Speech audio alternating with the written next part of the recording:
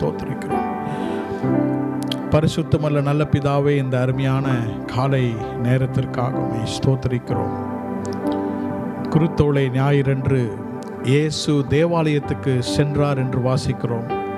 நாங்களும் இன்றைக்கு அதை நினைவு கூறும்படியாக எங்களுக்காக மரித்த, எங்களுக்காக அடக்கம் பண்ணப்பட்டு உயிரோடு எழுந்து பரத்திற்கு சென்ற இயேசுவை ஆராதிக்கும்படியாக இந்த காலையிலே நாங்கள் உம்முடைய ஆலயத்திற்கு நாங்கள் வந்திருக்கிறோம். கர்த்தாவே, இந்த ஆலயத்திலே உம்முடைய பிரசன்னத்தால் நீர் நிரப்பும். உம்முடைய விசேஷித்த ஆவியானவரால் எங்களை நிரப்பி நீர் எங்களை ஆசீர்வதியும். கர்த்தருடைய நாமத்திலே வருகிறவர் ஸ்தோத்தரிக்கப்படத்தக்கவர். உம்முடைய நாமம் இன்றைக்கு ஸ்தோத்தரிக்கப்படுவதாக. உம்முடைய நாமத்தை நாங்கள் தொழுது கொண்டு இயேசுவினுடைய ஆசீர்வாதங்கள், குருத்தோலை ஞாயினுடைய ஆசீர்வாதங்களை நாங்கள் பெற்றுக்கொள்ள கர்த்தர் தாமே எங்களுக்கு கிருபை செய்யும்படியாக உம்மை நோக்கி நாங்கள் ஜெபிக்கிறோம். பிதாவே, எங்கள் மத்தியிலே நாங்கள் ஏறெடுக்கப்படும் எல்லா ஜெபங்களையும் கர்த்தர் கேட்பீராக. ஆண்டவரே, எங்களை இரட்சியும் கர்த்தாவே. கர்த்தாவே, நீர் எங்கள் மத்தியிலே உலாவும் பொழுது நீர் எங்களை ஆசீர்வதிப்பீர். தேவாலயத்தை நீர் சுத்திகரித்தீர். எங்களுடைய சரீரமாகிய ஆலயத்தையும் கர்த்தர் சுத்திகரிக்கும்படியாக கர்த்தாவே, ஆலயத்தில் இருக்கிற வியாதியுள்ளவர்களை நீர் குணமாக்கினீர் என்று வாசிக்கிறோம்.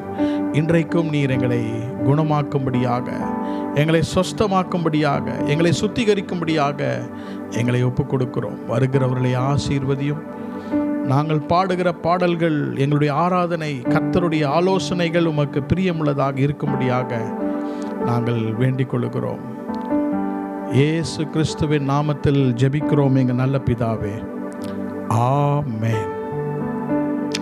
Price the Lord. கர்த்தர் நல்லவர். கர்த்தரை உயர்த்தி நம் பாடல்களை பாடுவோம்.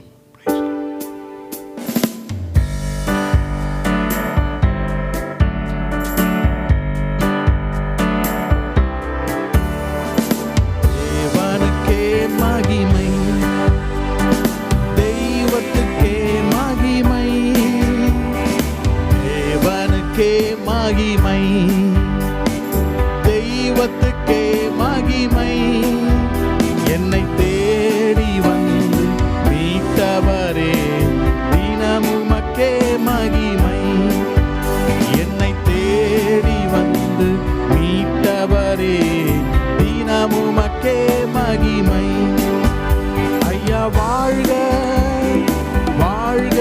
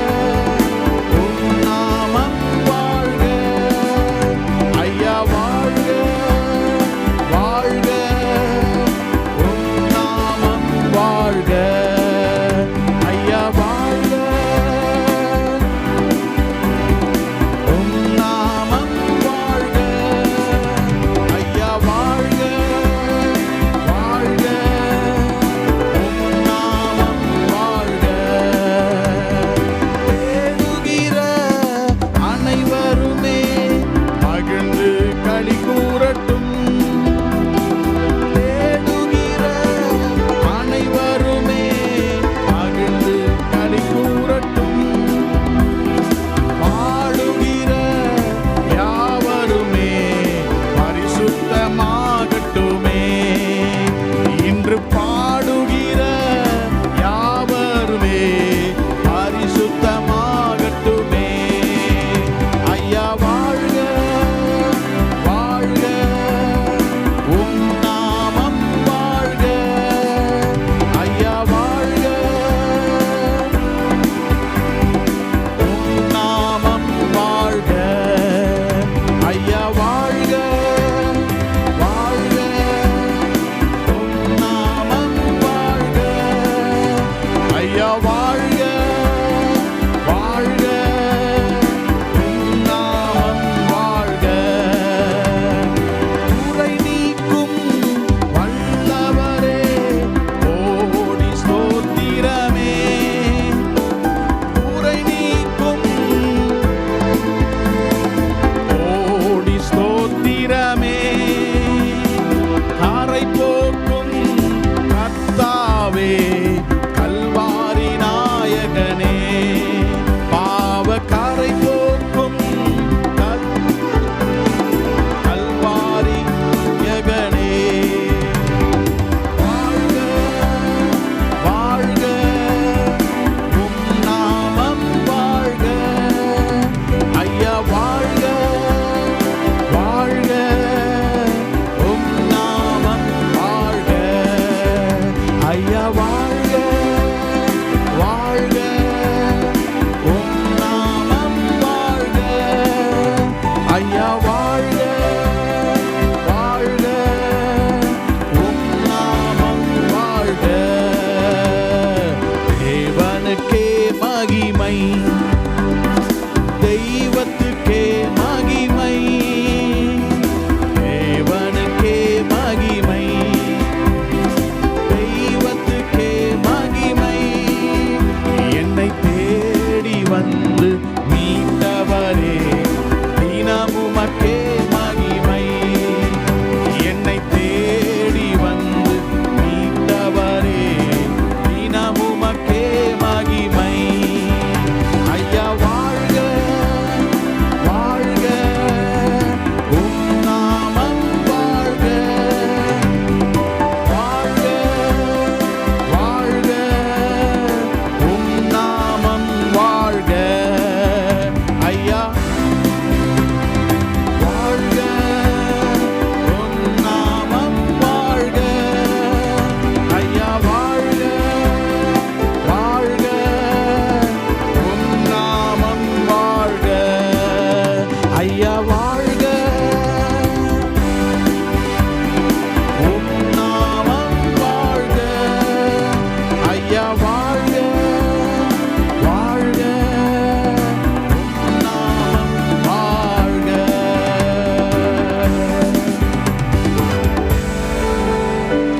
வாழ்க என்ற சொல் வேதத்தின் சொல். ஆமென். வரப்போகிற காலங்களிலே வாழ்கன்னு நிறைய கேட்க போகிறோம். ஆனால் அது இயேசு கிறிஸ்துவை ஓசன்னா என்று அவர்கள் வாழ்த்தினார்கள். ஆகவே இன்றைக்கு ஆராதனையிலே கர்த்தரை வாழ்த்தி அவரை வாழ்க என்று சொல்ல நாம் அழைக்கப்பட்டிருக்கிறோம். என்றால் நமக்காக அவர் அந்த எருசலேமுக்குள்ளாக பவனியாக சென்று அவர் நமக்காக வெற்றி சிறந்தார். He has already won our victory. நமக்காக நம்முடைய யுத்தங்களை அவர் போராடி நமக்காக ஜெயித்திருக்கிறார். ஆமென். அவர் நல்லவர். நல்லவரே நம் கர்த்தரே, முன் செல்லும் கர்த்தாதி கர்த்தரே, வல்லவரே, எல்லையில்லா கிருபை தொடர்ந்து வரும் நித்தமே.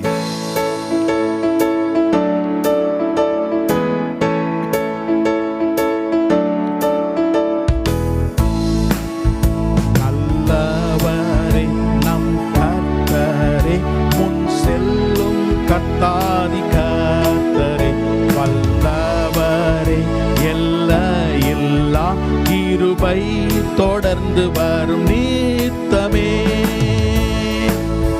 நல்லவரே நம் கர்த்தரே, முன் செல்லும் கர்த்தாதி கர்த்தரே, வல்லவரே,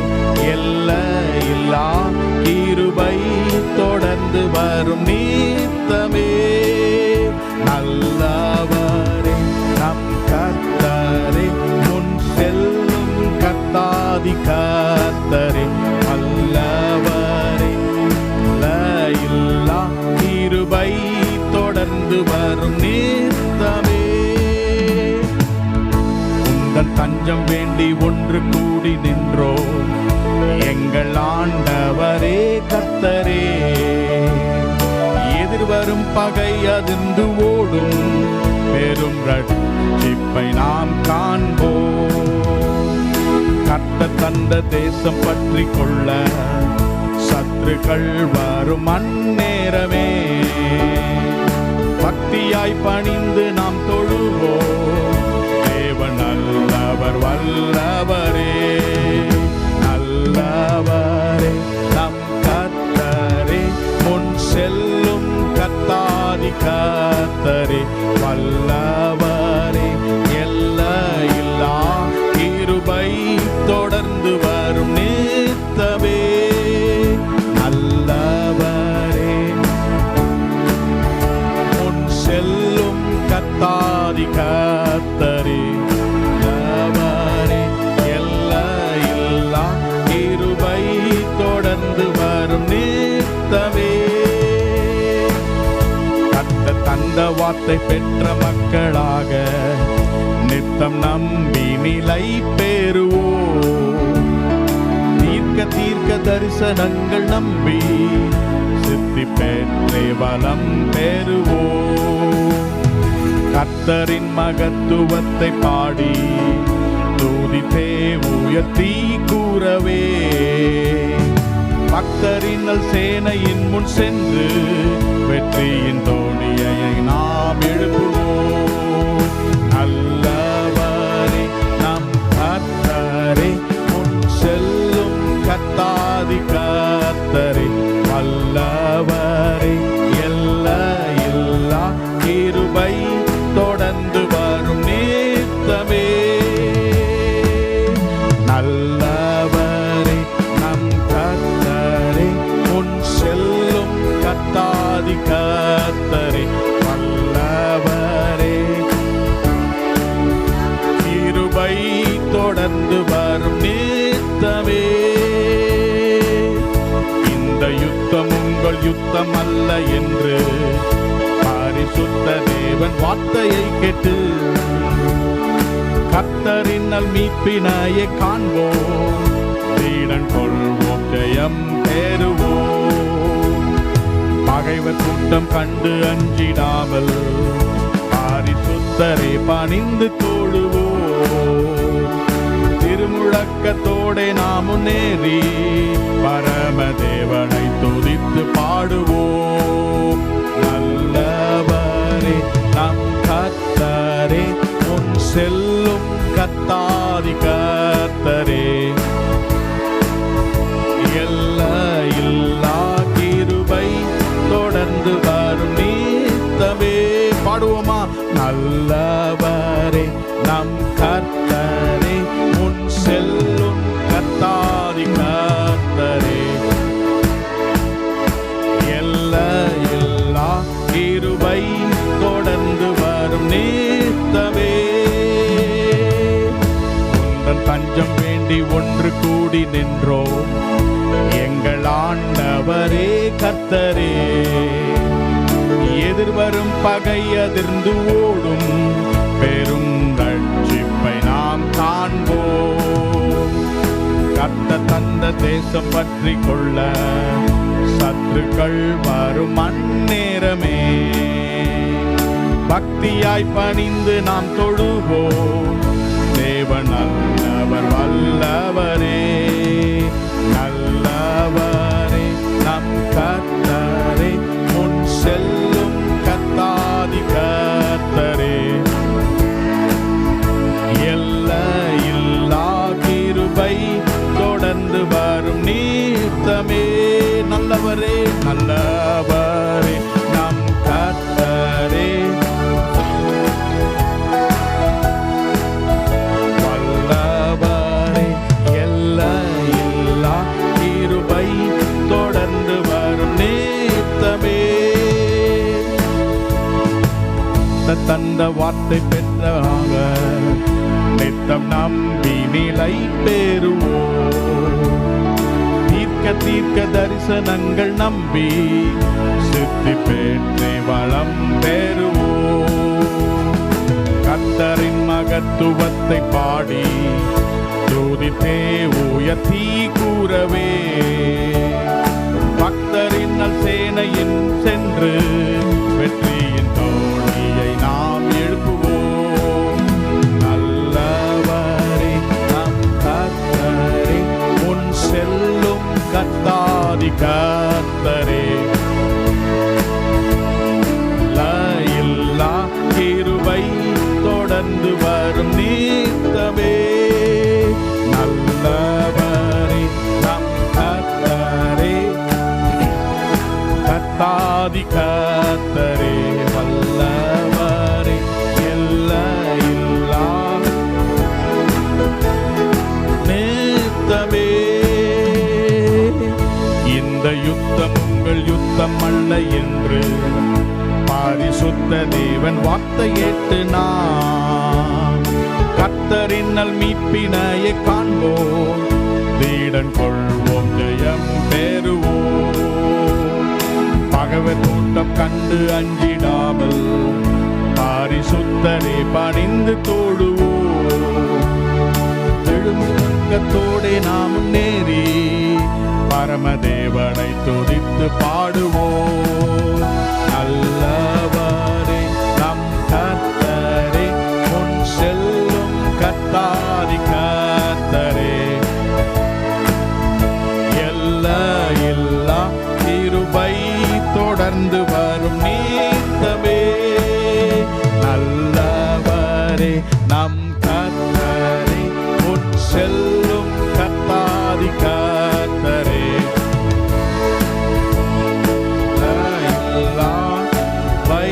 தொடர்ந்து வரும் நேர்த்தமே.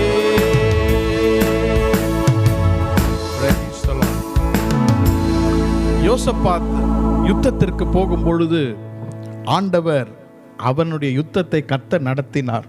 அந்த அதிகாரத்தின் 1:4 வாசிக்கும் பொழுது அதே வார்த்தைகளை கொண்டு எழுதப்பட்ட பாடல். இன்றைக்கு அந்த யுத்தத்தை ஜெயித்த இயேசுவை நாம் துதிக்கும்படியாக, நாம் ஸ்தோத்தரிக்கும்படியாக வந்திருக்கிறோம். ஆமென்.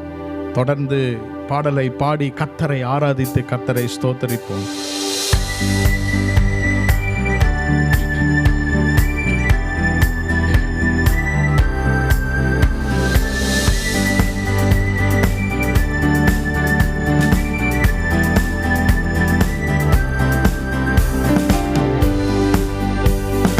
Praises rising, eyes are turning to you. We turn to you.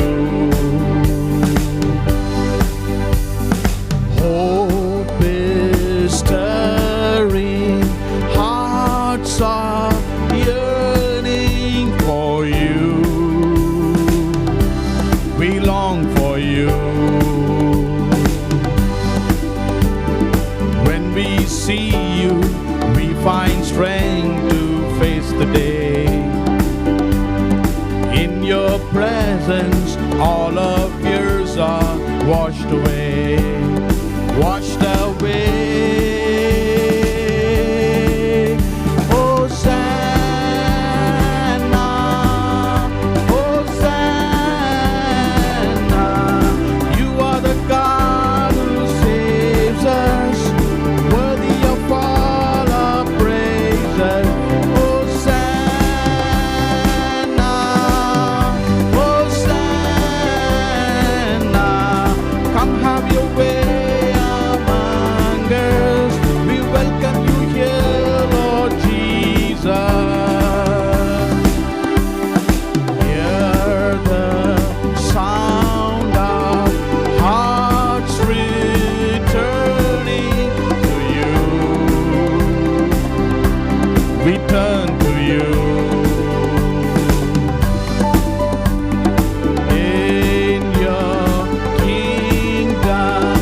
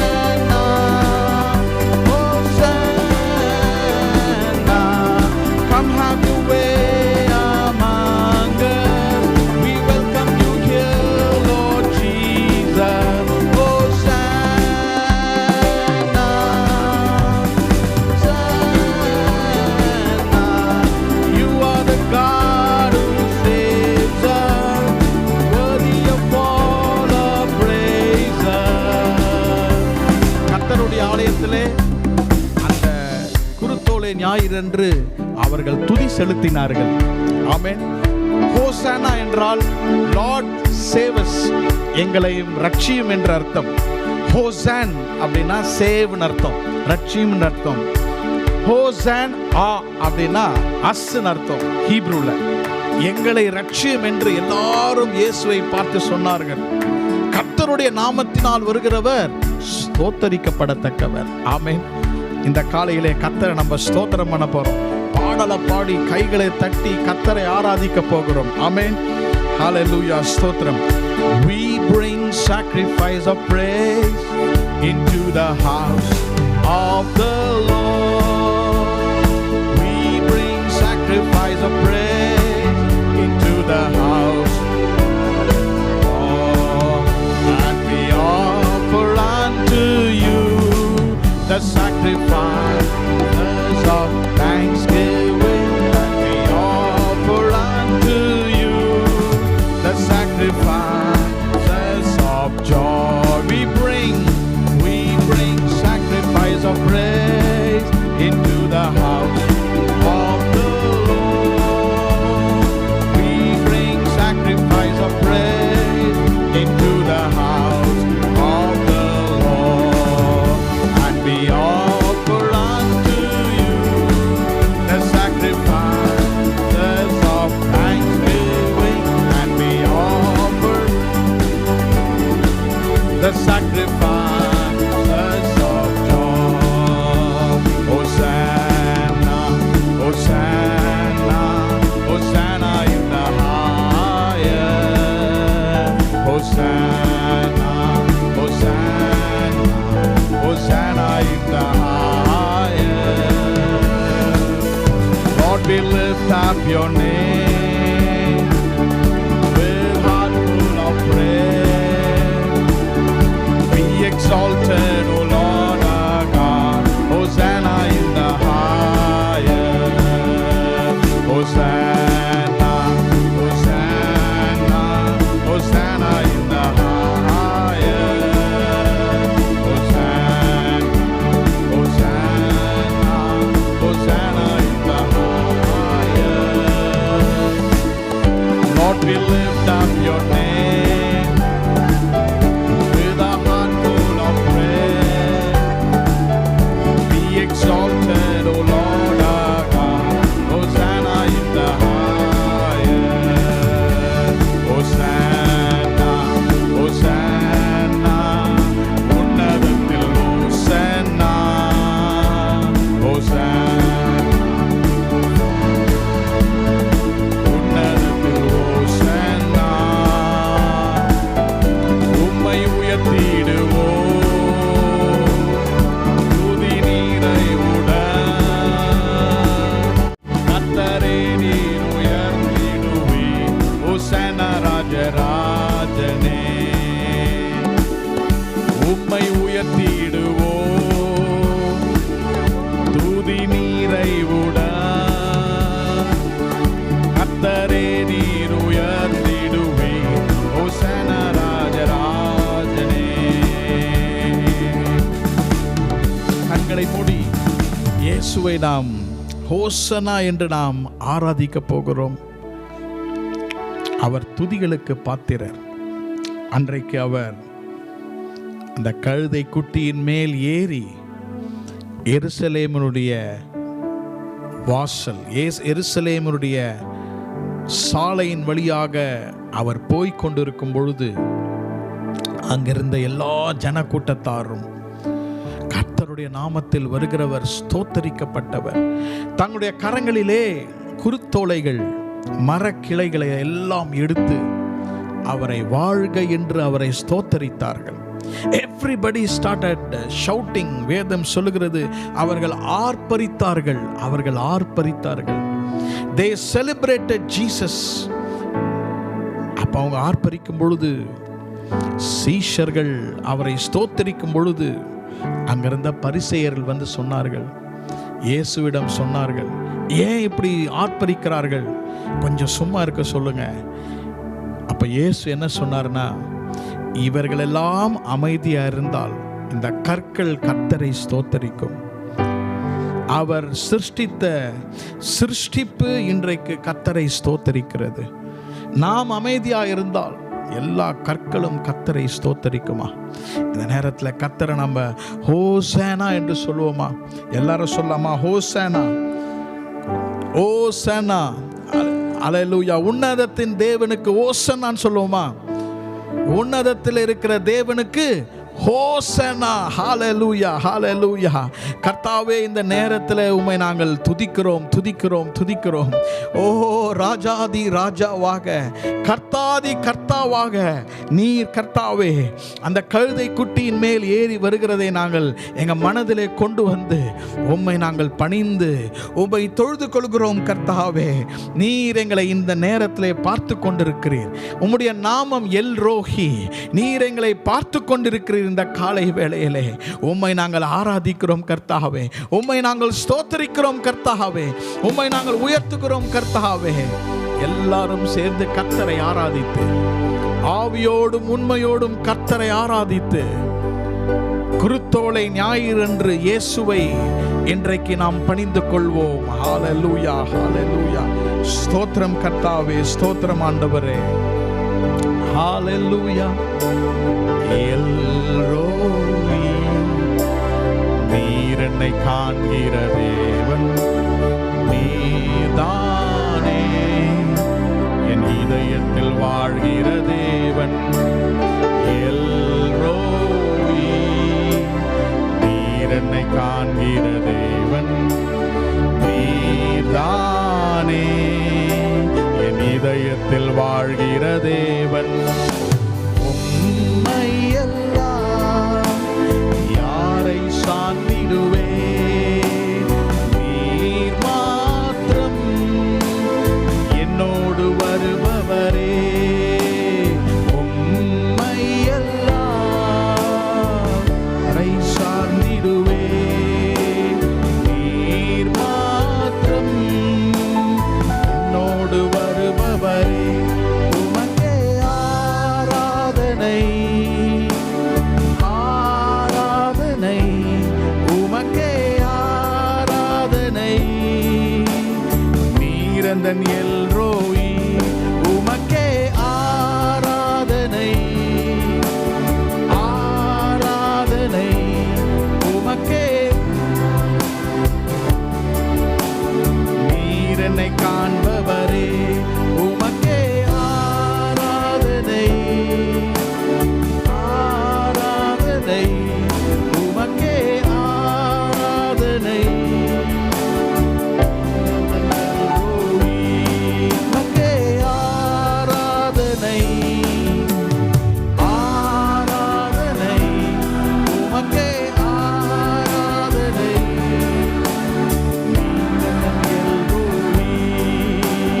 நேற்றும் இன்றும் என்றும் மாறாத தேவனே, என்னை விட்டு விலகிட. நேற்றும் இன்றும் என்றும் மாறாத தேவனே, என்னை விட்டு விலகிட மனிதனல்லவே. காரியங்கள் முடிந்ததும் மனிதன் அன்போ மாறியதே. ஆனால் நீரோ மாறாததே. தன் காரியங்கள் முடிந்ததும் மனிதன் அன்போ மாறியதே. ஆனால் உம் அன்போ மாறாததே. உமக்கே எல்லாரும் பாடுவோமாக. ஆராதனை உமக்கே ஆராதனை. நீர் என்னை காண்பவரே, உமக்கே. ஹல்லேலூயா. ஆராதனை உமக்கே ஆராதனை. நீர் என்னை காண்கிற தேவன், நீரே என்னில் வாழ்கிற தேவன், நீரே என்னை உயர்த்திடும் தேவன். எந்தன் எல்ரோயி, ஆராதனை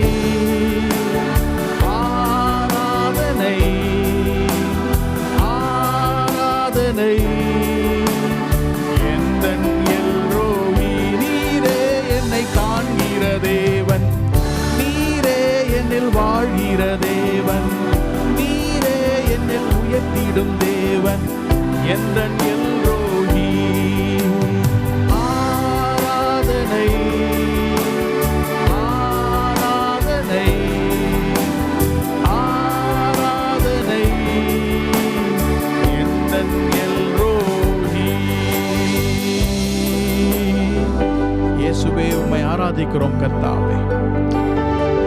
உமக்கு ஹோசனா என்று நாங்கள் சொல்லுகிறோம். Blessed is he who comes in the name of the Lord. கர்த்தருடைய நாமத்திலே வருகிறவர் ஸ்தோத்தரிக்கப்படத்தக்கவர். கர்த்தருடைய நாமத்திலே வருகிறவர் ஸ்தோத்தரிக்கப்படத்தக்கவர். ஹோசனா என்று உமக்கு சொல்லுகிறோம். ஹோசனா என்று உமக்கு சொல்லுகிறோம் கர்த்தாவே. ஹல்லேலூயா, ஹோசனா. Hallelujah, Hosanna. Hallelujah, Hosanna. Hallelujah, Hosanna. Hallelujah, Hosanna. Hallelujah, Hosanna. Hallelujah, Hosanna. Hallelujah, Hosanna.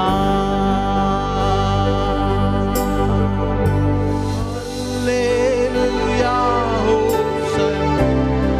Oh, we worship you, Lord. Hallelujah, Hosanna.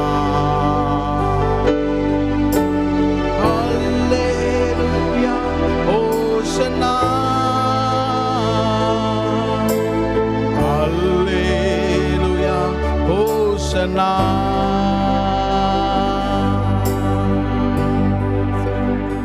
இந்த காலையிலே நாம் முதலாவதாக நான் 4 வசனங்களை உங்களுக்காக வாசிக்க விரும்புகிறேன். I am going to read, we are all going to read 4 verses, 4 வசனங்கள். ஆதியாமத்தின் புத்தகம் 49ஆம் அதிகாரம் 11ஆம் வசனம், first verse. Genesis chapter 49 and verse 11. இரண்டாவது வசனம் 118ஆம் சங்கீதம் 25-26ஆம் வசனம். Psalm 118 verse 25 and verse 26. மூன்றாவது வசனம் Zechariah chapter 9 and verse 9. ஜகரியாவின் தீர்க்க தரிசன புத்தகம் 9ஆம் அதிகாரம் 9ஆம் வசனம். நான்காவது வசனம் மத்தேயு 21ஆம் அதிகாரம் 11ஆம் வசனம். Matthew 21 and verse 11. முதலாவதாக ஆதியாமம் 49 11வது வசனத்தை நான் வாசிக்கிறேன். Genesis 49 verse 11. அவன் தன் கழுதை குட்டியை திராட்சை செடியிலும் தன் கோலிகை கழுதையின் குட்டியை நற்குல திராட்சை செடியிலும் கட்டுவான். திராட்சை ரசத்திலே தன் வஸ்திரத்தையும் திராட்சை பழங்களின் இரத்தத்திலே தன் அங்கியையும் தைப்பான். 118ஆம் சங்கீதம் 25-26ஆம் வசனம். 118 Psalm verse 25 and verse 26. கர்த்தாவே ரட்சியும், கர்த்தாவே காரியத்தை வாய்க்க பண்ணும். கர்த்தருடைய நாமத்தினாலே வருகிறவர் ஸ்தோத்தரிக்கப்பட்டவர். கர்த்தருடைய ஆலயத்திலிருந்து உங்களை ஆசீர்வதிக்கிறோம். ஜகரியா 9ஆம் அதிகாரம் 9ஆம் வசனம். Zechariah chapter 9 and verse 9. சீயோன் குமாரத்தியே மிகவும் கலிக்கூறு, எருசலேம் குமாரத்தியே கெம்பீரி. இதோ உன் ராஜா உன்னிடத்தில் வருகிறார். அவர் நீதியுள்ளவரும் இரட்சிக்கிறவரும் தாழ்மையுள்ளவரும் கழுதையின் மேல் கழுதை குட்டியாகிய மரியின் மேலும் ஏறி வருகிறவருமாய் இருக்கிறார். 4வது கடைசி வசனம், மேத்யூ சாப்டர் 21, மத்தேயு 21ஆம் அதிகாரம் 11ஆம் வசனம். Matthew 21 verse 11. அதற்கு ஜனங்கள், இவர் கலிலேயாவில் உள்ள நாசரேத்திலிருந்து வந்த தீர்க்கதரிசியாகிய இயேசு என்றார்கள். Praise the Lord. நம்முடைய வேத அறிக்கையை சொல்வோமா? This is my Bible. I am what it says I am. I have what it says I can do. Today I will be taught. My mind is alert. My heart is receptive. I will never be the same. In Jesus' name, Amen. இன்றைய தினம் உலகம் முழுவதும் குருத்தோலை ஞாயிறு என்று இந்த நாளை ஆசரிக்கிறார்கள். This day is celebrated and remembered as Palm Sunday throughout the whole world. அநேகருக்கு இதை குறித்து அறிவில்லாமல் இருக்கலாம், அநேகருக்கு இதை குறித்து தெரிந்திருக்கலாம். ஏன் இந்த நாள் விசேஷித்த நாள் உங்களுக்கும் எனக்கு என்னவென்றால், இந்த வாரம், இந்த நாள் இயேசு கிறிஸ்துவினுடைய பேஷன் வீக், அவருடைய பாடுகளின் வாரத்தின் முதல் நாள். இந்த நாளிலே இயேசு கிறிஸ்து கழுதை குட்டியின் மேல் ஏறினவராய் எருசலேமுக்குள்ளாக அவர் செல்கிறதை இந்த நாளிலே வேதத்திலே வாசிக்கிறோம்.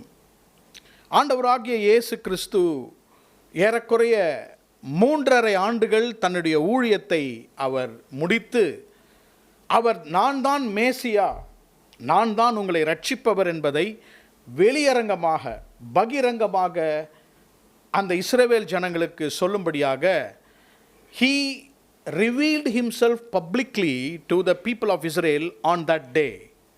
அன்றைக்கு அவர் கழுதை குட்டியின் மேல் ஏறி உட்கார்ந்தவராக, அவர் ஒரு பவனியாக, ஒரு ப்ரொசஷனாக அந்த கழுதை குட்டியின் மேல் ஏறி எருசலேமுக்குள்ளாக செல்கிறதை 4 சுவிசேஷங்களிலும் வாசிக்கலாம்.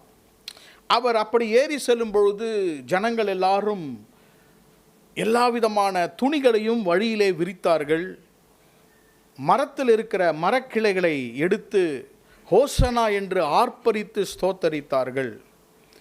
யோவான் எழுதின சுவிசேஷம் 12ஆம் அதிகாரத்திலே அந்த மரக்கிளைகளுக்கு குருத்தோலைகள் என்று எழுதப்பட்டிருக்கிறது. ஆகவே தான் குருத்தோலை ஞாயிறு என்று அதை அவர்கள் சொல்லுகிறார்கள். அன்றைக்கு நடந்த சம்பவம் உண்மையான சம்பவம். The event is biblical and the event happened. அந்த சந்தர்ப்பம் நடந்தது. இன்றைக்கு நாம் அந்த சந்தர்ப்பத்தை நினைவு கூர்ந்து அவருடைய குருத்தோலையின் ஆசீர்வாதத்தை பெற்றுக்கொள்வர்களாக இன்றைக்கு வந்திருக்கிறோம். ஆமேன். Praise the Lord. மத்தேயு 21ஆம் அதிகாரம் 11ஆம் வசனத்தில் அங்கிருந்த ஜனங்கள் எல்லாரும் இயேசு யார் என்று கேட்கும் பொழுது, அவர் நாசரேத்திலிருந்து வந்த தீர்க்கதரிசி என்றார்கள். He is a prophet from Nazareth of Galilee.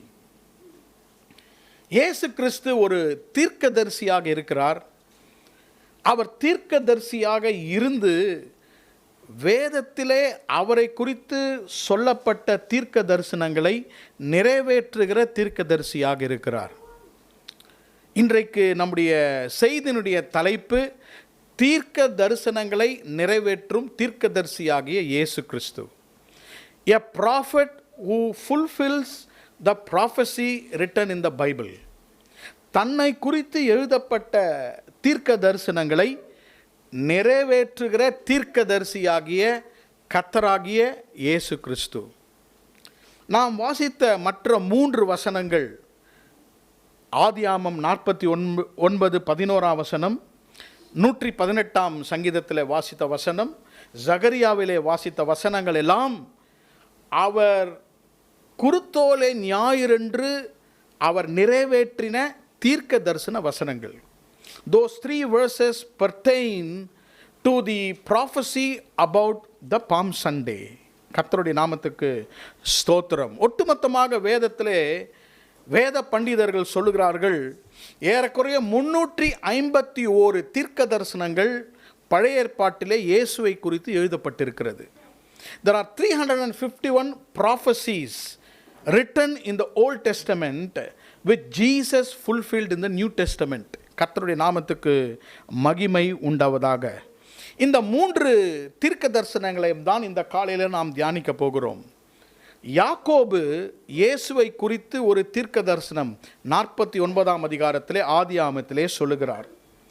தாவீது இயேசுவை குறித்த ஒரு தீர்க்க தரிசனத்தை அங்கே சொல்லுகிறார். மூன்றாவதாக சகரியா தீர்க்கதரிசி இயேசு கிறிஸ்துவை குறித்து தீர்க்க தரிசனம் சொல்லுகிறார். ஜேக்கப், டேவிட் அண்ட் ப்ராஃபட் சகரியா 3 தீர்க்க தரிசனங்களையும் குருத்தோலை ஞாயிறன்று கர்த்தராகிய இயேசு கிறிஸ்து நிறைவேற்றினார். ஆமென், பிரைஸ் தி லார்ட். வேத புத்தகத்திலே புதிய ஏற்பாட்டிலே இந்த முகவரியிலேன ஒரு சத்தியத்தை உங்களுக்கு சொல்ல விரும்புகிறேன். இயேசு கிறிஸ்துவை குறித்து தீர்க்க தரிசனங்கள் சொல்லப்பட்டதாக இருந்தது. சில தீர்க்க தரிசனங்கள் இயேசுவை குறித்து எழுதப்பட்டிருந்தது. மத்தேயு எழுதின சுவிசேஷம் 2ஆம் அதிகாரம் 23ஆம் வசனம். மேத்யூஸ் காஸ்பல் சாப்டர் 2, மத்தேயு 2ஆம் அதிகாரம் 23ஆம் வசனத்தை வாசிக்கிறேன். நாசரேத்து என்னும் ஊரிலே வந்து வாசம் பண்ணினான். நசரேயன் எனப்படுவார் என்று தீர்க்க தரிசிகளால் உரைக்கப்பட்டது. Spoken by the prophets. மத்தேயு எழுதின சுவிசேஷம் 21ஆம் அதிகாரம், மேத்யூ 21 and verse 13. 21ஆம் அதிகாரம் 13ஆம் வசனம். என்னுடைய வீடு ஜெப வீடு எனப்படும் என்று எழுதியிருக்கிறது. ஆகவே 2ஆம் அதிகாரத்திலே வாசிக்கும் பொழுது இயேசுவை கிறிஸ்துவை குறித்த தீர்க்க தரிசனங்கள் உரைக்கப்பட்டது. Spoken prophecies. இயேசு கிறிஸ்துவை குறித்து தீர்க்க தரிசனங்கள் எழுதப்பட்டிருக்கிறது. So there are spoken prophecies that are not written. அவரை குறித்து சொல்லப்பட்ட தீர்க்க தரிசனங்கள் எழுதப்படவில்லை. அவரை குறித்து சில தீர்க்க தரிசனங்கள் எழுதப்பட்டிருக்கிறது. இந்த மத்தேயு 2:23 தீர்க்க தரிசிகளால் உரைக்கப்பட்டது என்று எழுதப்பட்டிருக்கிறது. அதற்கு பழைய ஏற்பாட்டிலே வசனம் இல்லை. ஆனாலும் மத்தேயு அதை எழுதுகிறார். இதையும் இயேசு கிறிஸ்து நிறைவேற்றினார். நான் என்ன சொல்ல விரும்புகிறேன் என்றால், ஆண்டவராகிய இயேசு கிறிஸ்து தீர்க்கதரிசியாக இருந்து சொல்லப்பட்ட தீர்க்க தரிசனங்களையும் உரைக்கப்பட்ட தீர்க்க தரிசனங்களையும் எழுதப்பட்ட தீர்க்க தரிசனங்களையும் அவர் அப்படியே நிறைவேற்றினார். ஏனென்றால் அவர் நமக்காக எழுதப்பட்ட ஆசீர்வாதங்களை நம்முடைய வாழ்க்கையிலே அவர் நிறைவேற்ற வல்லவராய் இருக்கிறார். ஆமென். தீர்க்க தரிசனங்கள் எழுதப்பட்டது, அது முதல் கட்டம். அந்த தீர்க்க தரிசனம் இயேசு கிறிஸ்துவால் நிறைவேற்றப்பட்டது, 2வது கட்டம். அந்த நிறைவேற்றப்பட்ட தீர்க்க தரிசனத்தினால் உங்களுக்கும் எனக்கும் ஆசீர்வாதம் உண்டு, அது 3வது கட்டம். மறுபடியும் சொல்லுகிறேன், prophecies were written about Jesus. That is number 1. Those prophecies were fulfilled by Jesus. That is number 2. And the fulfilled prophecies brings blessings to you and me. Amen. கர்த்தருடைய நாமத்துக்கு ஸ்தோத்திரம். இன்றைக்கு இந்த 3 தீர்க்க தரிசனத்தை மட்டும் நாம் தியானித்து கர்த்தருடைய ஆசீர்வாதத்தை இந்த குருத்தோலை ஞாயிறன்று அவரிடத்திலே பெற்றுக்கொள்வோம். ஆதியாகமம் 49ஆம் அதிகாரம் 11ஆம் வசனம். The prophecy about Jesus on Palm Sunday in Genesis 49:11 brings prosperity in our life. நம்முடைய வாழ்க்கையிலே செழுமையையும் ஆசீர்வாதத்தையும் கொண்டு வருகிறது. நம்பர் 1. இரண்டாவதாக 118ஆம் சங்கீதம் 25-26ஆம் வசனத்திலே இந்த தீர்க்க தரிசனம், the prophecy on this Palm Sunday brings privilege in our lives. The privilege of praising God. ஆண்டவரை துதிக்கிற ஒரு ஸ்லாக்கியத்தை நம்முடைய வாழ்க்கையிலே கொண்டு வருகிறது. மூன்றாவதாக சகரியா 9ஆம் அதிகாரம் 9ஆம் வசனம். சகரியா 9:9. That prophecy about Jesus on the Palm Sunday brings peace in our life. நம்முடைய வாழ்க்கையிலே சமாதானத்தை அந்த 3வது தீர்க்க தரிசனம் இன்றைக்கு கொண்டு வருகிறது. ஆமென். முதலாவதாக நீங்கள் நன்றாக இந்த செய்தியை பின்தொடர வேண்டும். ஒன்று, உரைக்கப்பட்ட எழுதப்பட்ட தீர்க்க தரிசனம்.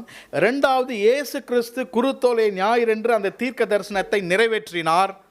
மூன்றாவதாக, இன்றைக்கு what is applicable to us, அதனால் நமக்கு வருகிற ஆசீர்வாதங்கள். இந்த 3 ஆசீர்வாதங்கள், முதலாவதாக ப்ராஸ்பெரிட்டி, செழுமை. இரண்டாவதாக the privilege of praising God. மூன்றாவதாக சமாதானம், பீஸ் ஆஃப் காட். ஆமென்.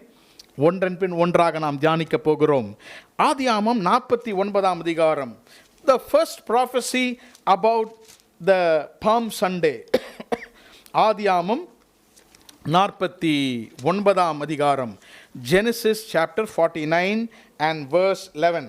அவன் தன் கழுதை குட்டியை திராட்சை செடியிலும் தன் கோழிக்கை கழுதையின் குட்டியை நற்குல திராட்சை செடியிலும் கட்டுவான். A colt shall be tied to the vine. இது இயேசு கிறிஸ்து ஏறி சென்ற கழுதை குட்டியை பற்றியாக 1000 ஆண்டுகளுக்கு முன்பாக எழுதப்பட்ட தீர்க்க தரிசனம். ஏறக்குறைய 3500 ஆண்டுகளுக்கு முன்பாக, 3500 years before this prophecy was written about Jesus. இதை யாக்கோபுக்கு ஆண்டவர் வெளிப்படுத்தினார்.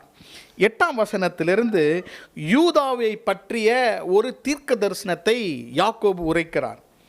யூதா சகோதரரால் புகழப்படுபவன் நீயே. அந்த வசனங்களை வாசிக்கும் பொழுது 10ஆம் வசனத்தை வாசிக்கிறேன். சமாதான கர்த்தர் வருவளவும் செங்கோல் யூதாவை விட்டு நீங்குவதும் இல்லை. The scepter shall never depart from Judah until Shiloh come. சமாதானத்தின் கர்த்தர் வரும் அளவும் செங்கோல், ராஜ்யபாரத்தின் செங்கோல், the lineage of the king shall not depart from Judah. அப்படி என்றால் யூதா கோத்திரத்தில் இயேசு கிறிஸ்து பிறக்கிற வரைக்கும் அந்த யூதா கோத்திரத்தில் இருக்கிற அந்த கிங்லி பிளட், அந்த செட்டர், அந்த செங்கோல், அது ஒரு நாளும் நீங்குவதில்லை. அதற்கு பிறகு என்ன ஆகணும் தெரியல. ஆனால் இயேசு கிறிஸ்து யூதாவின் வம்சத்திலே பிறக்கிற வரைக்கும், சமாதான கர்த்தர் வரும் வரைக்கும் அந்த செங்கோல் யூதா கோத்திரத்திலிருந்து நீங்காது. ஆமென். நன்றாக கவனித்தால் தான் புரியும். இங்கும் மனது சிதறவிடக்கூடாது. அப்போ 11ஆவது வசனத்தில் யாக்கோபு ஒரு தீர்க்கதரிசனம் சொல்லுகிறார். இந்த இயேசு கிறிஸ்து குருத்தோலை ஞாயிறன்று அவர் எருசலேமுக்குள்ளாக போகும்போது அவர் எதன் மேலே போவாராம்? கழுதை குட்டியின் மேல் போவார் என்று அன்றைக்கே தீர்க்க தரிசனம் உரைக்கப்பட்டது. அதை இயேசு கிறிஸ்து நிறைவேற்றினார். That prophecy was fulfilled by Jesus. Mark எழுதின சுவிசேஷம் 11ஆம் அதிகாரம் 4ஆம் வசனத்திலே அந்த தீர்க்க தரிசனம் இங்கே நிறைவேற்றப்படுகிறது. மார்க் எழுதின சுவிசேஷம் 11ஆம் அதிகாரம் 4ஆம் வசனம். அவர்கள் போய் வெளியே இருவழி சந்தியில் ஒரு வாசல் அருகே கட்டியிருந்த அந்த குட்டியை கண்டு அதை அவிழ்த்தார்கள். அப்பொழுது அங்கே நின்றவர்கள், ஏன் அவிழ்க்கிறீர்கள் என்று கேட்கும் பொழுது, அது கர்த்தருக்கு தேவை என்று அவர்கள் சொன்னார்கள். கர்த்தருடைய நாமத்துக்கு ஸ்தோத்திரம். Genesis 49:11 was fulfilled in Mark chapter 11 verse 4 and 5. இயேசு கிறிஸ்து இந்த இடத்திலே தீர்க்க தரிசனத்தை அவர் நிறைவேற்றுகிறார். கர்த்தருடைய நாமத்துக்கு ஸ்தோத்திரம். இந்த கழுதை குட்டியை குறித்து அநேக விஷயங்களை நாம் கேள்விப்பட்டிருப்போம், அநேக சத்தியங்களை நாம் கேள்விப்பட்டிருப்போம். இந்த கழுதை குட்டி எங்கே கட்டப்பட்டிருந்தது? இந்த 2 தீர்க்க தரிசனத்தையும் அந்த தீர்க்க தரிசனத்தின் நிறைவேறுதலையும் உங்களுக்கு நான் சொல்ல விரும்புகிறேன். Where was the colt tied? இந்த கழுதை குட்டி எங்கே கட்டப்பட்டிருந்தது? 4 சுவிசேஷங்களையும் நான் வாசித்தேன். மத்தேயு 21ஆம் அதிகாரம், மார்க்கு 11ஆம் அதிகாரம், லூக்கா 19ஆம் அதிகாரம், யோவான் 12ஆம் அதிகாரம், எல்லாம் குருத்தோலை ஞாயினுடைய பேசேஜஸ். இவை எல்லாவற்றிலும் பார்க்கும் பொழுது 3 இடத்துல இந்த கழுதை குட்டி 3 டிஸ்கிரிப்ஷன் எழுதப்பட்டிருக்கிறது. மார்க்கு 11ஆம் அதிகாரம் 4ஆம் வசனம் சொல்லுகிறது, இரு வழி சந்தியிலே, where 2 roads are meeting, இரு வழி சந்திப்பு, ஜங்ஷன் சொல்லுவோம், சந்திப்பு, அந்த இடத்துல இது கட்டப்பட்டிருந்ததாம். 2வதாக அங்கே வாசிக்கிறோம், இது ஒரு வீட்டின் வாசற்படியிலே கட்டப்பட்டிருந்தது. It was tied near the door of the house. மூன்றாவது, இது கட்டப்பட்டிருந்த ஒரு இடம் ஒரு கிராமம். It was tied in a village. It was tied near the door. It was tied where two roads met. அப்படி என்றால் என்ன? ஒரு கிராமத்திலே அது கட்டப்பட்டிருக்கிறது. இயேசு கிறிஸ்து சீஷர்களை பார்த்து சொல்லுகிறார், நீங்கள் எதிரே இருக்கிற கிராமத்திற்கு போங்க, அந்த இடத்துல ஒரு கழுதை குட்டி கட்டப்பட்டிருக்கும். கிராமம் என்றால் அது யாருக்கும் தெரியாத ஒரு இடம். கிராமம் என்றால் not much thickly populated place. யாருக்கும் தெரியாத ஒரு இடத்துல அந்த கழுதை குட்டி கட்டப்பட்டிருந்தது. உங்களையும் என்னையும் போல கழுதை குட்டிகளுக்கு பெயர் வைப்பதில்லை இல்லையா? இன்றைக்கி நம்ம பெட்ஸுக்கெல்லாம் பேர் வைக்கிறோம், அது திருப்பி ரெஸ்பாண்ட் பண்ணுறது நம்ம சொல்கிறோம் இல்லையா? அதுங்கெல்லாம் ரெஸ்பாண்ட் பண்ணுது. அன்றைக்கெல்லாம் அதுக்கு பேர் இல்லை, அது பேர் கழுதை குட்டி தான். அது ஒரு கிராமத்தில் இருந்தது. அது எங்கே கட்டப்பட்டிருந்ததா? ஒரு வாசலண்டை, எ டோர். அப்படி என்றால் அந்த வாசற்குள்ளாக இருந்தவர் அந்த கழுதை குட்டியினுடைய ஓனர், அதை சொந்தம் கொண்டிருக்கிறவர் உள்ளே இருந்தார்.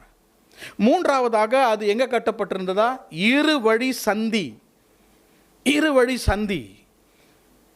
காலையிலே ரொம்ப இன்டெலிஜென்ட்டாக இருக்கிற பாய்ஸ், ரொம்ப புத்திசாலின்னு சொல்லலான்னு நினைக்கிறேன், அவங்க போகும்போது அதை அவுத்து விட்டு போயிடுவாங்க. சில பேர் பார்த்துருக்கீங்களா?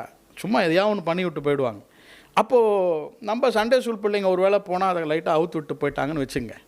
அது இது வழி சந்தியில் இருக்கிற, அது எந்த சந்தில் போகணும்னு யாருக்கும் தெரியாது. அவுத்து விட்டால் அது பாட்டு நடந்து போயிடும். அப்போது இந்த மூன்று குறிப்புகளையும் நாம் பார்க்கும் பொழுது இது ஒரு இடத்திலே கட்டப்பட்டிருக்கிறது, கிராமத்திலே கட்டப்பட்டிருக்கிறது, வாசல் அருகே கட்டப்பட்டிருக்கிறது, இருவழி சந்தி. எந்த டைரக்ஷனில் போனோன்னு அந்த கழுதை குட்டிக்கு தெரியவில்லை.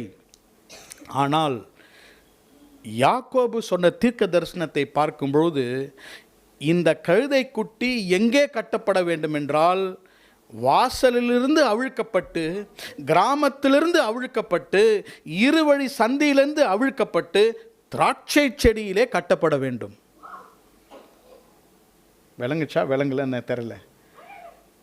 49ஆம் அதிகாரம் 11ஆம் வசனம் சொல்லுகிறது, திராட்சை செடியிலே கட்டப்பட்ட கழுதை குட்டி. This particular colt has to be detached from its original place and has to be attached to Jesus Christ. இயேசுவாகிய திராட்சை ரசத்துக்கு அது கட்டப்பட வேண்டும். ஆமென். அதனால இயேசு சொன்னார், நீங்கள் போய் அந்த கழுதை குட்டியை அவிழ்த்து கொண்டு இடத்துல வாருங்கள், வந்து அந்த கழுதை குட்டியை என்னோடு கூட கட்டுங்கள், நான் தான் மெய்யான திராட்சை செடி.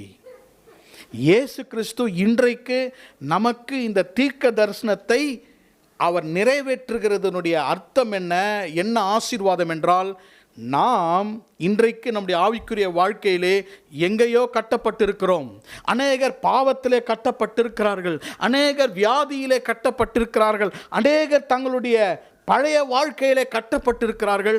அதை அவிழ்க்க வேண்டும், அதை அவிழ்த்து கொண்டு வந்து இயேசுவிடம் கட்டப்பட வேண்டும். இயேசுவாகிய மெய்யான திராட்சை செடியிலே நாம் கட்டப்பட வேண்டும்.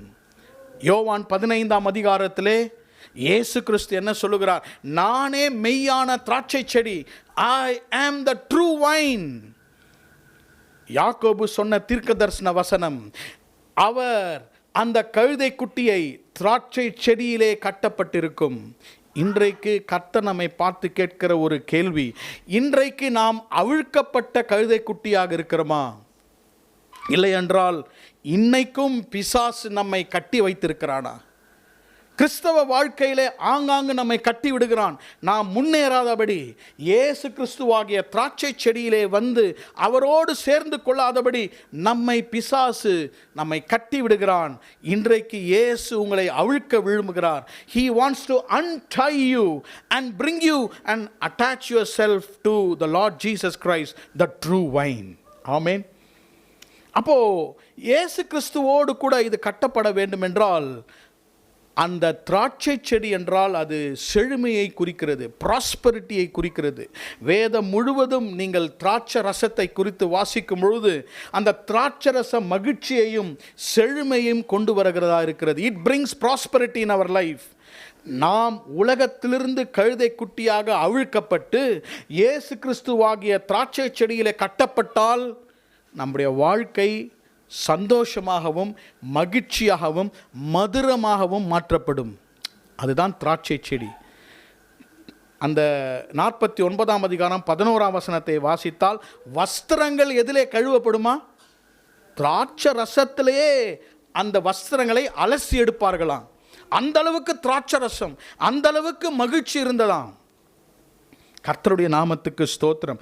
நானே திராட்சை செடி. யோவான் 15ஆம் அதிகாரத்தில் நீங்கள் வாசிக்கும் பொழுது இயேசு கிறிஸ்து நாம் எப்படி கனி கொடுக்க முடியும், நாம் எப்படி அவருக்கு ஆசீர்வாதமாக இருக்க முடியும் என்பதை அந்த 15ஆம் அதிகாரத்தில் எழுதுகிறார்.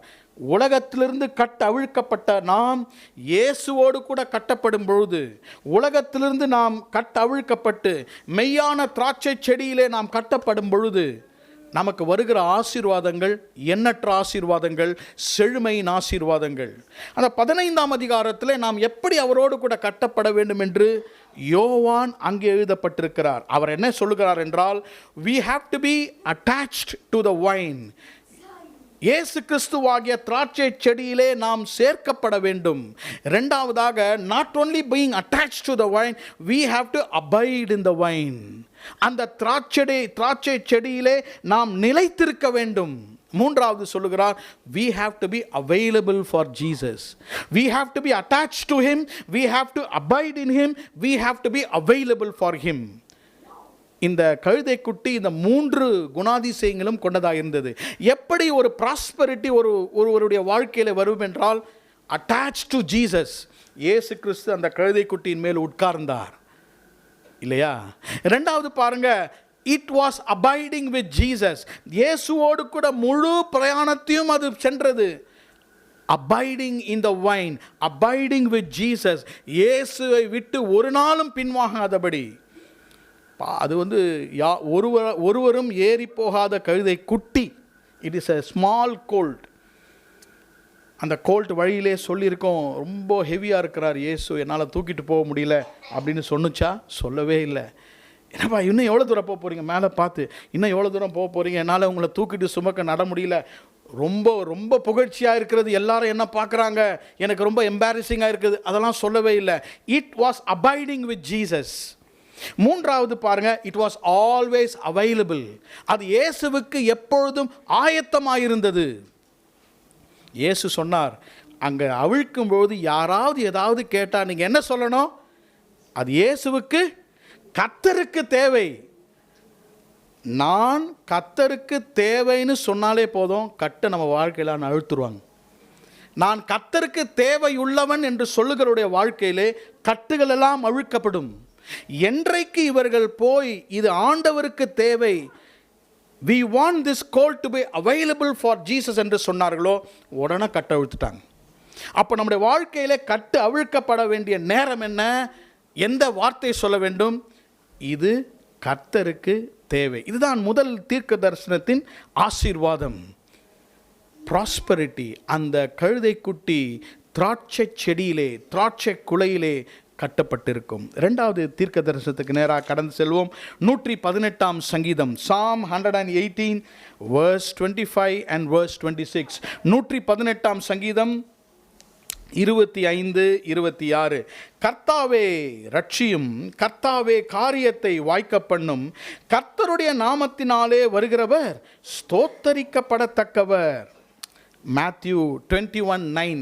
மத்தேயு 29ஆம் அதிகாரம் 9ஆம் வசனத்திலே இந்த தீர்க்க தரிசனம் அங்கே நிறைவேறுகிறது. அதை வாசிக்கிறேன். மத்தேயு எழுதின சுவிசேஷம், Matthew's Gospel chapter 21 and verse 9. மத்தேயு எழுதின சுவிசேஷம் 21ஆம் அதிகாரம் 9ஆம் வசனம்.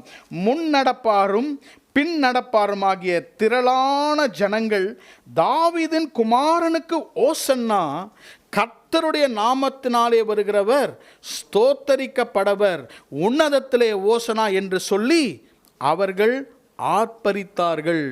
Compare 118 Psalm verse 25 and verse 26 with Matthew 21:9. Mark 11ஆம் அதிகாரம் 9ஆம் வசனத்திலும் அந்த காரியங்களை நீங்கள் வாசிக்கலாம். இதிலிருந்து நாம் அறிந்து கொள்ள வேண்டிய ஒரு சத்தியம் என்னவென்றால், கர்த்தருடைய நாமத்திலே வருகிறவர் ஸ்தோத்தரிக்கப்படத்தக்கவர், ஓசன்னா என்று அவர்கள் சொன்னார்கள். எல்லாம் நல்லா கவனிங்க. இந்த சொன்ன வசனத்திலே, இந்த தீர்க்க தரிசனத்திலே 2 பாகங்கள் இருக்கின்றன. ஒன்று பெட்டிஷன், இன்னொன்று பிரைஸ். ஒன்று வேண்டுதல், இன்னொன்று கர்த்தரை உயர்த்தும் துதி. என்ன வேண்டுதல்? ஹோசனா என்ற வார்த்தைக்கு அர்த்தம் கர்த்தாவே எங்களை ரட்சியும். Lord save as. ஹோசனா என்றால் அதுதான் அர்த்தம். லார்ட் சேவ் அஸ், எங்களை ரட்சியும். எங்களை ரட்சிக்கிறவர் இது வரைக்கும் யாரும் இல்லை, எங்களை ரட்சியும்.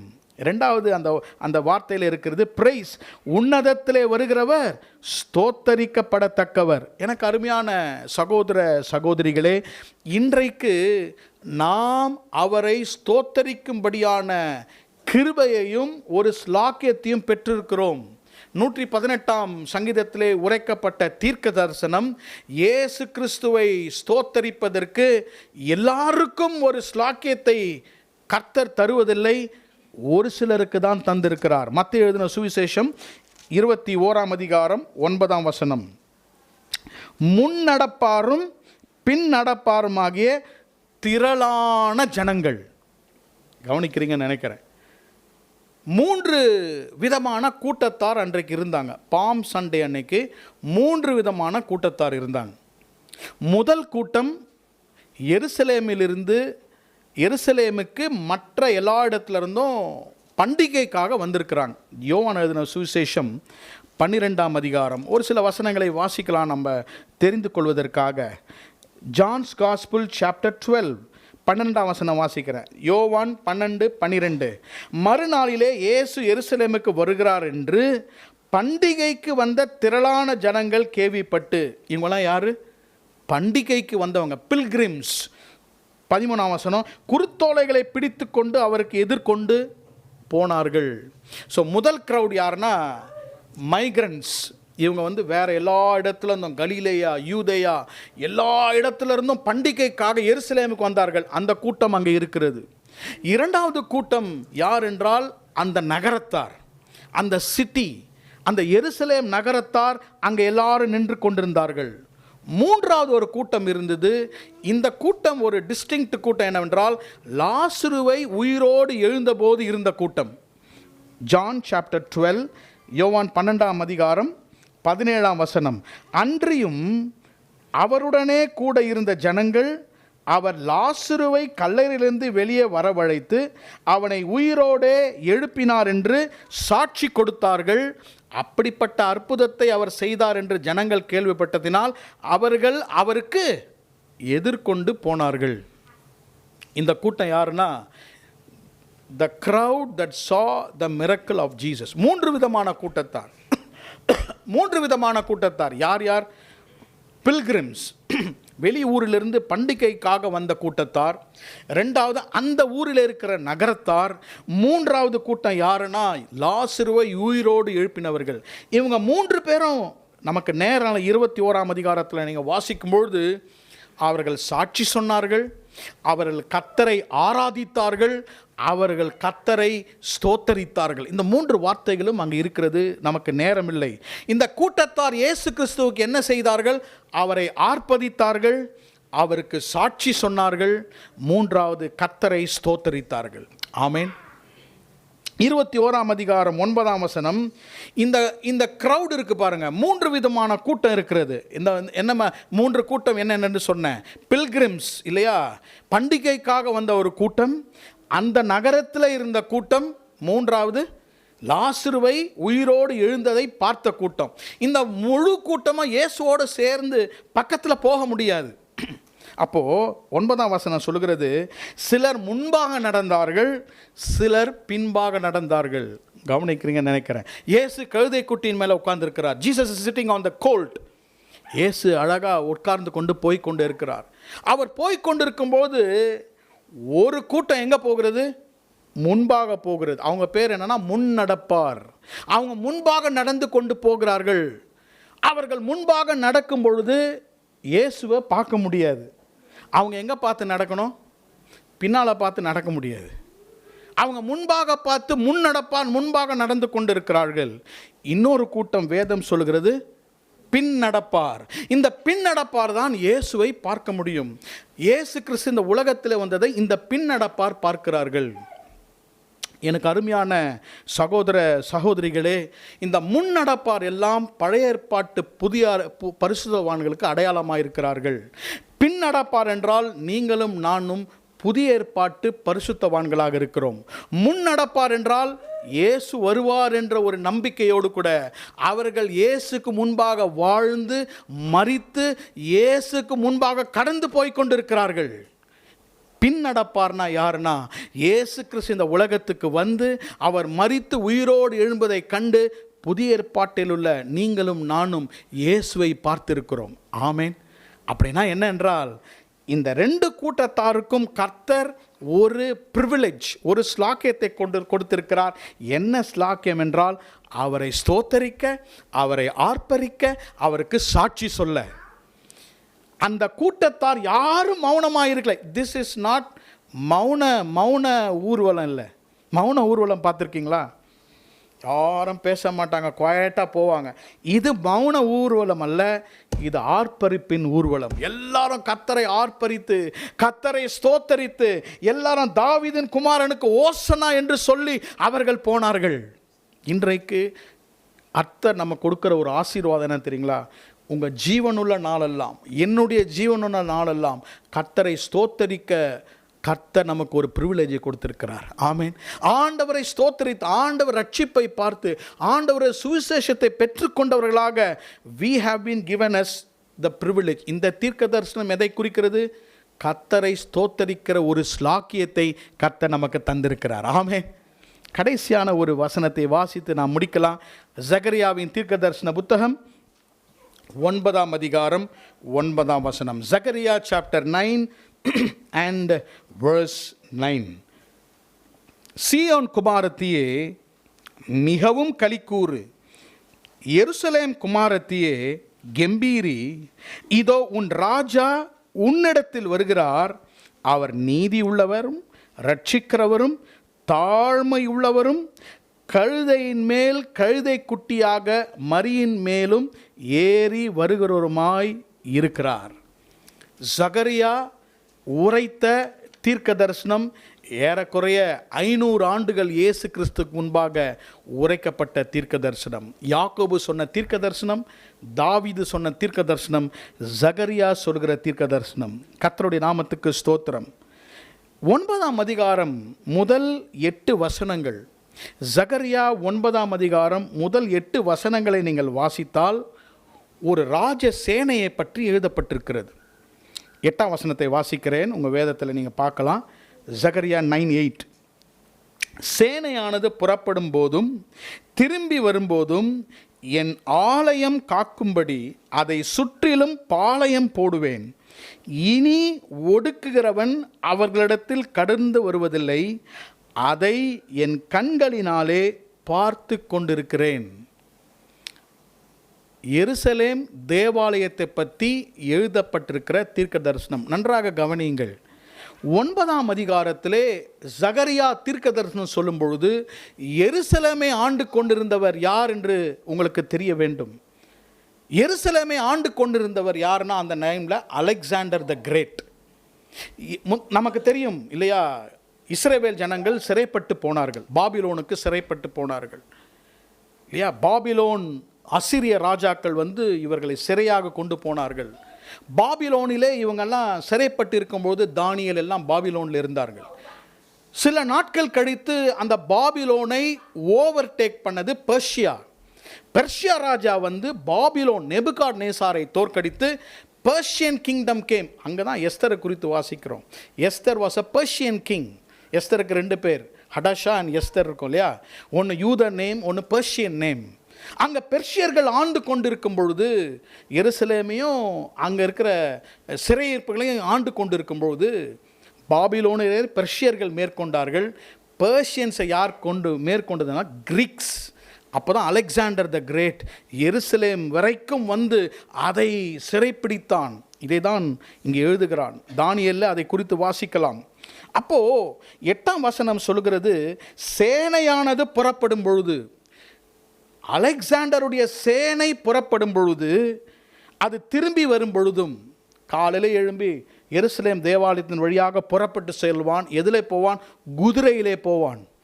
குதிரையிலே அவன் சேனை புறப்பட்டு போகும்பொழுதும், அந்த சேனை வரும்பொழுதும், என் ஆலயம் காக்கப்படும்படி, I want to protect my temple, அதை சுற்றிலும் பாளையம் போடுவேன். இனி ஒடுக்கிறவன் அவளிடத்தில் கடந்து வருவதில்லை, அதை என் கண்களாலே பார்த்து கொண்டிருக்கிறேன். நீங்கள் சரித்திரத்திலே வாசிக்கும் பொழுது, அந்த கர்த்தருடைய ஆலயத்தை இடிக்கும்படியாக அலெக்சாண்டர் விரும்பினான். கர்த்தர் அதை ஒரு நாளும் விடவில்லை. அதுதான் இந்த வசனம். என் ஆலயத்தை கர்த்தர் தன் கண்களினால் பாதுகாத்து கொண்டார். இவன் குதிரையின் மேலே எருசலேமிலே இங்கும் அங்குமாக போய் எருசலேம் இருக்கிற ஜனங்களை கிரேக்க ஆட்சியிலே அவன் அடிமைப்படுத்தி ஒடுக்கினான்.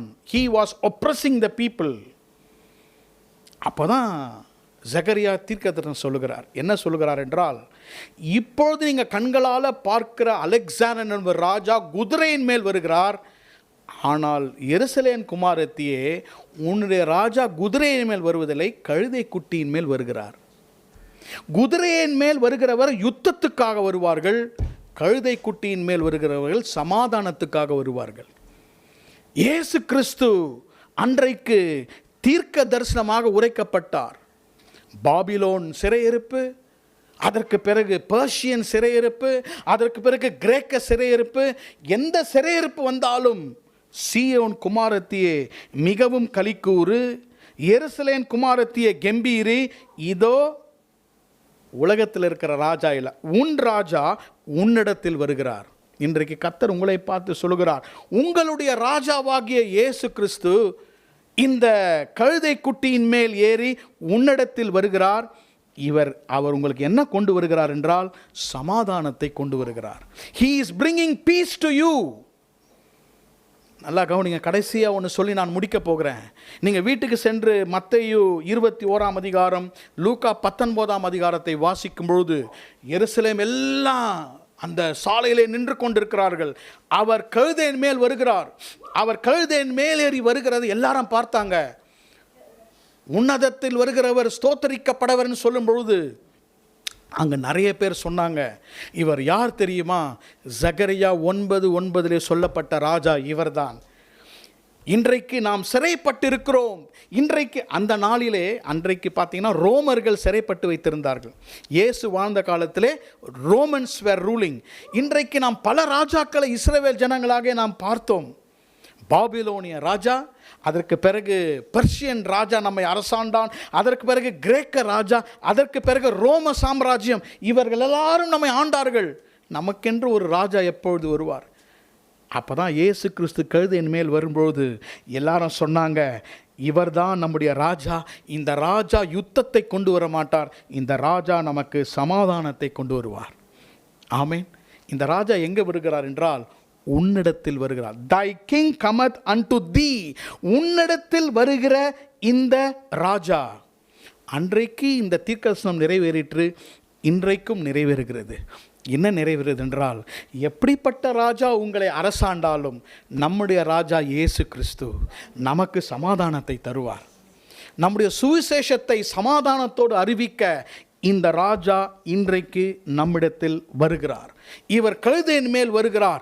இந்த தீர்க்க தரிசனத்தை அன்றைக்கு நிறைவேற்றி இன்றைக்கு உங்களையும் என்னையும் ஆசீர்வதிக்கும்படியாக வருகிறார். ஆமேன். 3 தீர்க்க தரிசனங்கள், அந்த 3 தீர்க்க தரிசனத்தின் நிறைவேறுதல், அந்த நிறைவேறுதினால் வருகிற ஆசீர்வாதம். கண்களை மூடி நாம் ஜெபிப்போம். இவர் யார்?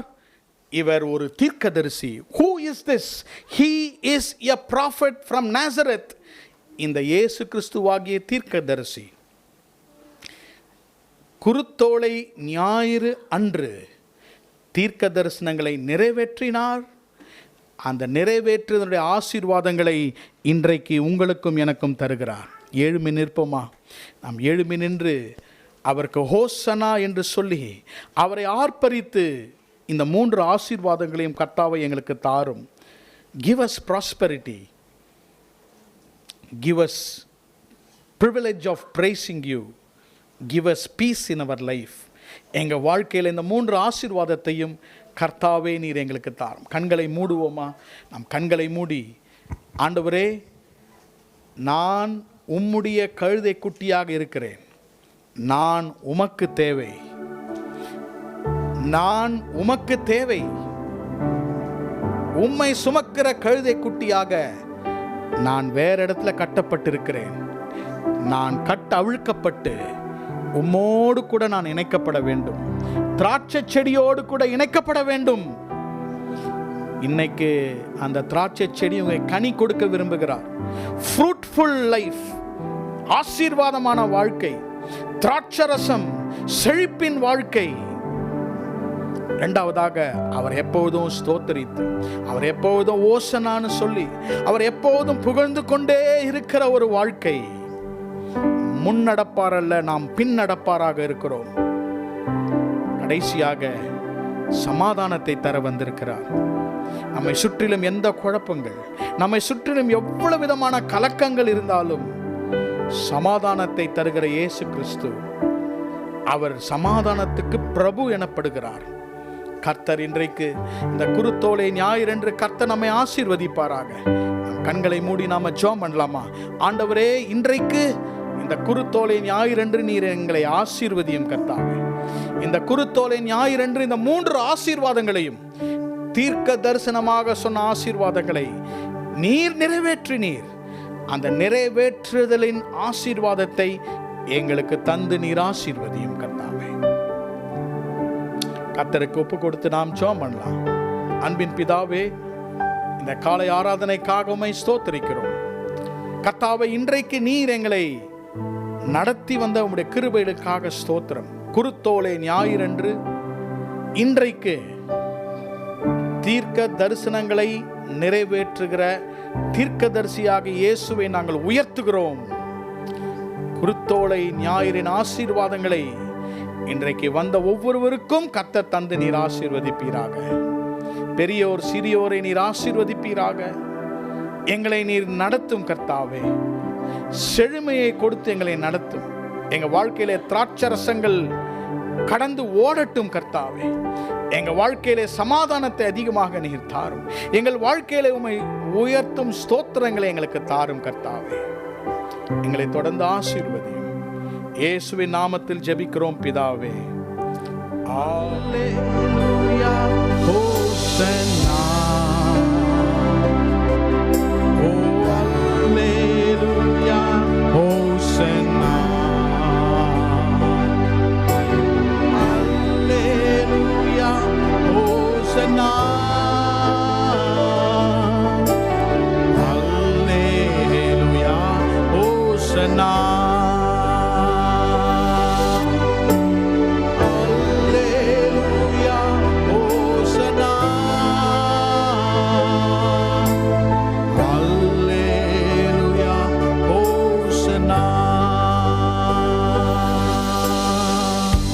ஆத்துமாவே கர்த்தரை ஸ்தோத்திரி, என் முழு உள்ளமே அவருடைய பரிசுத்த நாமத்தை ஸ்தோத்திரி.